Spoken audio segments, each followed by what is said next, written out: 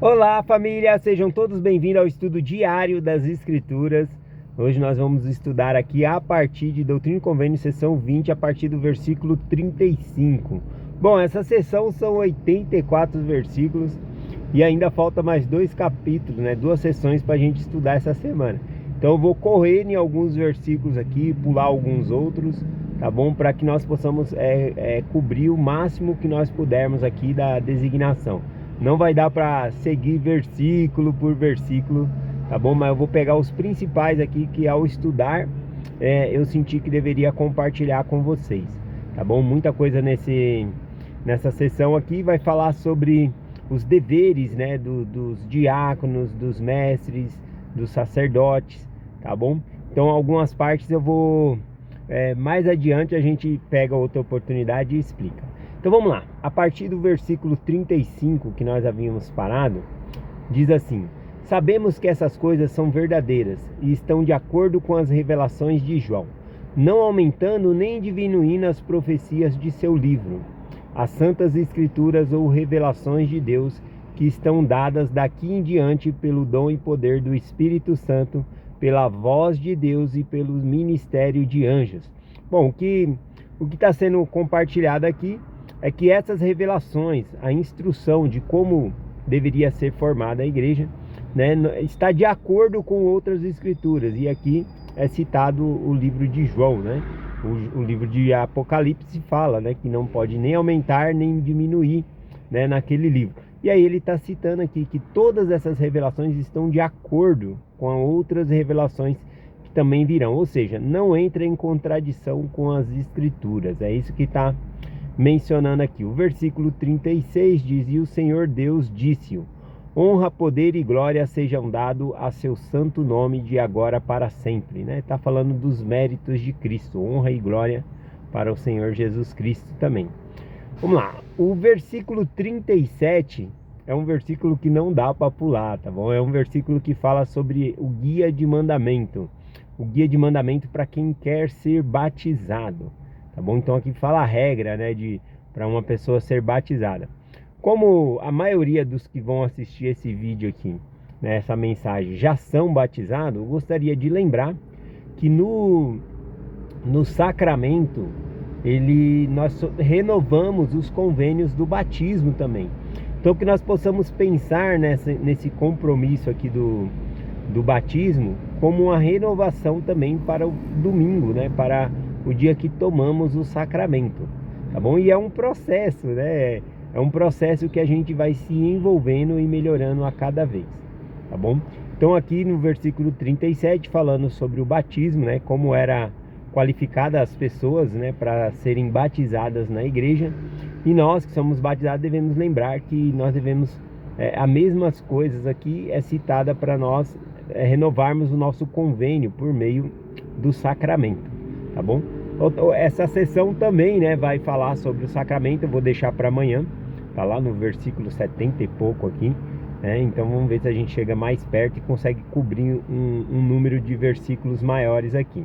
Então vamos lá, o versículo 37 aqui, falando sobre o batismo, fala assim: também por meio de mandamento a igreja, com respeito ao modo de batizar, todos aqueles que se humilharem perante Deus e desejarem ser batizados e se apresentarem com um coração quebrantado em um espírito contrito. É exatamente assim que nós devemos se apresentar para tomar o sacramento, né? Um coração quebrantado e um espírito contrito. E testificar à igreja que verdadeiramente se arrependeu de todos os seus pecados e estão dispostos a tomar sobre si o nome de Jesus Cristo, tendo firme propósito de servi-lo até o fim, realmente manifestando as suas obras e que receberam o Espírito de Cristo para a remissão de seus pecados e serão recebidos pelo batismo na sua igreja. Então aqui fala, né, os requisitos para sermos batizados aqui, tá bom? E a gente deve lembrar do sacramento, porque tomamos o nome de Cristo sobre nós no batismo e também tomamos, né, o sacramento para fazer parte, né, dos convênios do Senhor ali, renovando os convênios. O versículo 38 e o 39 diz assim: e o dever de todos os eldres, sacerdotes, mestres e diáconos e membros da Igreja de Cristo. Um apóstolo é um elder, e batizar é o seu chamado. Ordenar outros elders, sacerdotes, mestres e diáconos. Bom, então aqui vai, a partir do versículo 38, vai falar sobre os deveres dos elders, mestres, sacerdotes, mas também aqui falou sobre todos os membros, tá bom? Então serve para todos os membros aqui, as aplicações também. Aqui é interessante, né, que eu vi numa conferência, uma vez, não deu tempo de pesquisar, hoje é mais corrido para mim, mas eu vi de um irmão que foi, né, numa determinada religião, e ali eles fizeram a troca, né? Eu vou na sua igreja, depois você vem na minha. E aí assim foi, ele foi na igreja da pessoa, e depois a pessoa foi na igreja com ele, né? Veio na nossa igreja. E aí o que aconteceu? Aí ele estava explicando, olha, esse aqui é um elder, tal. Aí mostrou os diáconos, mestres, sacerdotes. E a pessoa ficou confusa. Ele falou, mas por que vocês precisam de tanto sacerdote, né? E aí foi o membro pegou e se deu conta, falando, nossa, é mesmo, a gente tem muito sacerdote, né? Ele falou, na minha igreja, o homem falando, só tem 3 para cuidar de toda a igreja. Por que vocês têm tanto sacerdote aqui na igreja?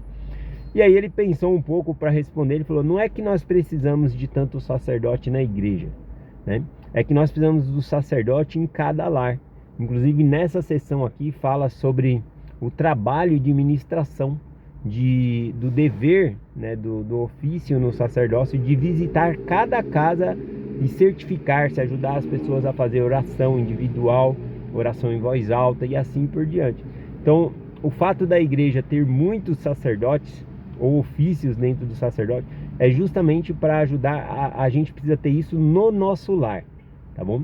E pessoas que não têm uma pessoa com ofício no sacerdócio, também tem aí os ministradores, que podem estar ministrando e ajudando a família.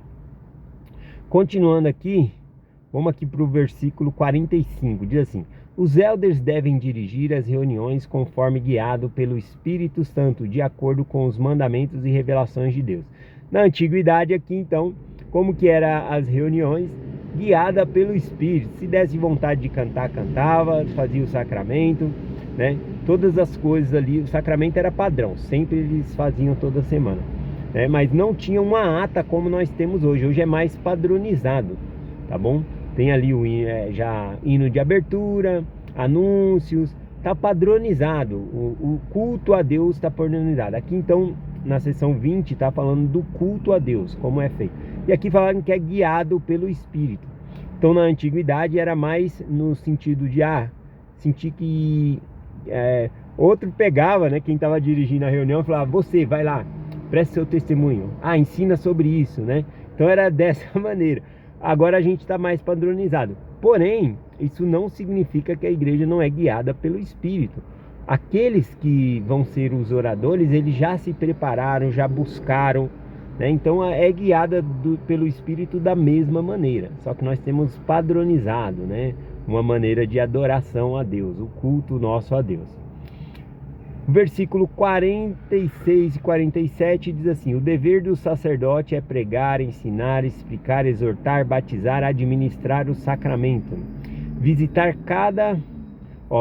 a casa de todos os membros, exortando a orar em voz alta e em segredo, e cumprir todas as obrigações familiares. Então veja, né, que a resposta lá que eu estava compartilhando, por que nós precisamos de tantos sacerdotes na igreja?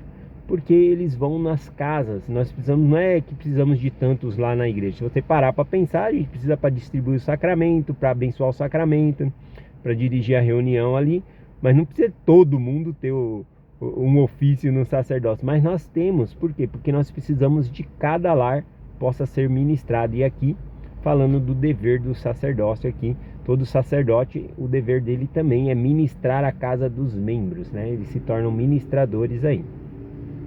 Versículo... Vou passar aqui para o versículo... Deixa eu ver... Versículo 70. Todo membro da igreja de Cristo que tiver filhos deverá trazê-los aos elders diante da igreja, os quais devem impor as mãos em nome do Senhor Jesus Cristo e abençoá-los em nome dele. Aqui está falando, né, da oportunidade que nós temos de fazer essa ordenança, que é apresentar. Nós falamos apresentar a criança, né? Mas é uma bênção, é uma ordenança que se faz. Toma a criança nos braços ali e dá um nome e uma bênção a essa criança em nome de Jesus Cristo, tá bom? Então é dever, nós devemos fazer. Todos os pais devem levar os filhos, né, para fazer essa ordenança. Aqui não é uma ordenança, um requisito para salvação, como é uma ordenança do batismo. Sem o batismo não entra no reino do céu. Essa ordenança aqui de dar bênção em nome à criança, tá bom? Ela é uma ordenança, como se fosse um upgrade, é algo a mais para a criança. É igual a bênção patriarcal, também é uma ordenança, porém, não é uma ordenança, se você não tem a bênção patriarcal, você não vai para o céu. Não, não é assim que funciona, né? Mas é algo a mais que vai te ajudar no reino de Deus. Receber uma bênção do sacerdócio, dar uma bênção ao filho, para que ele possa crescer, se desenvolver com saúde, né? Receber o sacerdócio, fazer uma missão de tempo, tudo isso, né, por meio do Espírito pode ser falado numa bênção. Então é uma bênção a mais, tá bom? Então todos devem fazer. Às vezes quando a criança é grande, ao invés de tomá-la nos braços, ela senta numa cadeira e aí faz-se a bênção ali para ela, tá bom? Vou ler aqui, finalizando aqui, ó, versículo 71 em diante. E ninguém pode ser recebido à igreja de Cristo a não ser que tenha alcançado a idade da responsabilidade perante Deus, que seja capaz de arrepender-se, né? Então ele está falando da idade aqui do batismo, né? Para a pessoa ser batizada tem que ter uma maturidade no sentido de poder se arrepender, saber que está fazendo um convênio com Deus, tá bom? Nós acreditamos que a partir dos 8 anos de idade as crianças já têm esse discernimento. Então eu compartilho essa mensagem hoje com vocês. Hoje falou um pouco sobre o batismo. Amanhã a gente então vem sobre o sacramento, tá bom? Para a gente encerrar essa sessão aqui.